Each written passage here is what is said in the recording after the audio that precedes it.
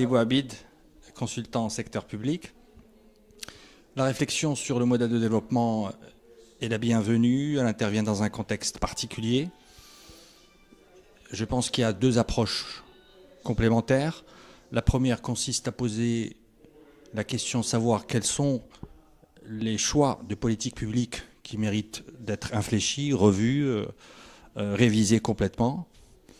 Le deuxième aspect consiste à s'interroger sur la capacité que nous avons à mettre en œuvre les orientations que nous avons déjà prises et qui figurent par exemple dans la Constitution. Il me semble que la moitié au moins des orientations qui figurent dans la Constitution ne sont pas encore mises en œuvre et qu'elles méritent un travail de fond pour pouvoir voir les conditions de leur mise en œuvre.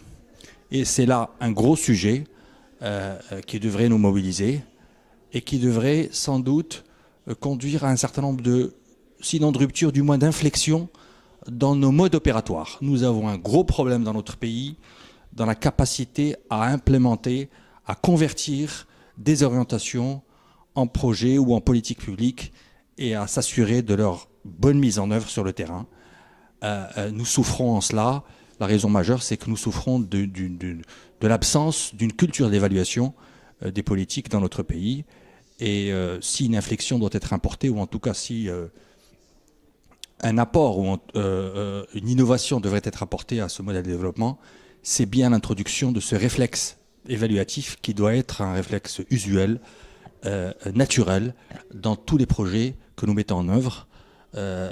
Car si nous avions pris cette option plus tôt, nous aurions déjà révisé de nombreuses politiques publiques et évité de reposer un certain nombre de questions que nous posons depuis au moins le rapport sur le cinquantenaire et qui reviennent de manière quasiment systématique. Donc j'insiste, pour moi l'un des points essentiels c'est cela. Le deuxième point très important, c'est que la réflexion sur le modèle de développement n'est pas une affaire technique, n'est pas un exercice technocratique réservé à une élite. Il est une composante essentielle d'un futur projet de société. C'est en cela qu'elle est importante et c'est ainsi qu'il faut la considérer.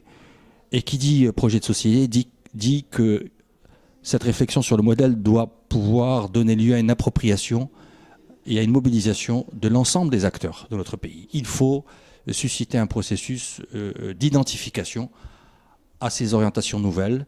Et pour le susciter, il faut commencer par en débattre et par les partager avec l'immense majorité de nos concitoyens. Voilà.